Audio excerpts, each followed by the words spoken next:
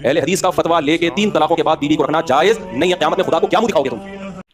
مفتی طارق مسعود صاحب اہل حدیث کے بغض میں اس قدر اندھے ہو چکے ہیں کہ اہل حدیث اگر طلاق ثلاثہ کے مسئلے میں کتاب و سنت سے دلائل دیتا ہے تو یہ اس کو نہیں مانتے اور اپنے اکابرین کے اقوال کے اوپر فتویٰ دینے کو پسند کرتے ہیں۔ ہم اگر طلاق ثلاثہ کو ایک مانتے ہیں، ایک مجلس میں دی گئی اکٹھی 3 طلاقوں کو ایک مانتے ہیں اور ایک کا فتویٰ دیتے ہیں، تو اس کے اوپر ہم صحیح مسلم کی حدیث پاک حضرت عبداللہ بن عباس سے پیش کرتے ہیں کہ کانت طلاق علی عہد رسول اللہ صلی اللہ علیہ وسلم و ابی بکر و سنتین من خلافت عمر طلاق الثلاث واحدہ، کہ نبی صلی اللہ علیہ وسلم کے دور میں، سیدنا ابو بکر رضی اللہ تعالیٰ کے دور میں اور سیدنا عمر رضی اللہ تعالیٰ کے پہلے 2 سال جو ہے وہ اگر ایک مجلس میں کوئی اکٹھی 3 طلاقیں دیتا تھا تو وہ ایک شمار ہوتی تھی۔ اب یہ نبی صلی اللہ علیہ وسلم کے مقدس دور کا فتویٰ ہے، جو اہل حدیث اس کے اوپر فتویٰ دیتا ہے، آپ جو کہتے ہیں کہ یہ اہل حدیث کا فتویٰ لے کر کے رجوع کرنا جائز نہیں ہے۔ حقیقت کے اندر آپ کے علماء کے جو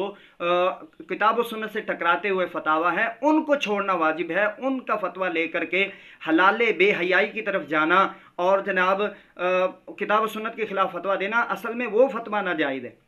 اور پھر آپ یہ بات کرتے ہیں کہ صحابہ کرام جو ہے سیدنا عمر رضی اللہ تعالیٰ عنہ نے طلاق ثلاثہ 3 کو 3 قرار دیا، تو بھائی وہ عارضی طور کے اوپر تھا، سزا کے طور کے اوپر تھا، انہوں نے اس کے بعد ان کا رجوع باقاعدہ طور پہ موجود ہے۔ اصل چیز کتاب و سنت ہے، اور ویسے بھی آپ نے اصول پڑھے ہیں کہ ایک طرف حدیث مرفوع ہو اور دوسری طرف معقوف قول ہو، صحابی کا عمل یا فعل ہو، تو نبی علیہ الصلوۃ والسلام کے فرمان کو ترجیح ہوگی فتاویٰ کے اندر۔ اور اس کے بعد ہمارے پاس جو سب سے بڑی دلیل ہے وہ مسند احمد کی حدیث رکانہ ہے، جس کے اندر واضح طور پہ یہ موجود ہے کہ نبی علیہ الصلوۃ والسلام کے اس صحابی نے اپنی بیوی کو ایک ہی مجلس کے اندر اکٹھی 3 طلاقیں دی، تو نبی علیہ الصلوۃ والسلام نے فرمایا کہ جا کر کے رجوع کر لے، وہ ایک طلاق ہے۔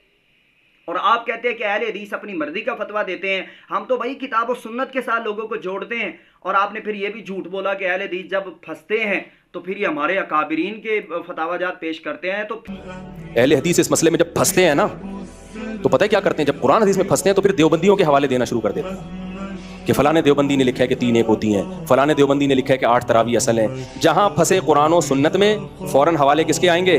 بھائی سارے دیوبندی بھی لکھ کے، کتاب بھی لکھ کے چلے جائے، ہماری صحت پہ کوئی اثر۔ پھر آپ تو مان گئے نا کہ آپ کے اکابر بھی اس مسئلے میں اہل حدیث کے ساتھ ہے، وہ بھی کہتے ہیں کہ طلاق ثلاثہ میں اہل حدیث کا موقف ٹھیک ہے، یہ تو آپ کے بڑے بھی مان گئے، اور آپ کہتے ہیں کہ جناب جی اہل حدیث اپنی مرضی کا فتویٰ دیتے ہیں۔ یاد رکھیے اہل حدیث جو فتویٰ دیتے ہیں طلاق ثلاثہ کے مسئلے میں کتاب و سنت سے وہی ثابت ہے، صحابہ کرام سے وہی ثابت ہے، اور آپ کے بڑے بڑے اکابر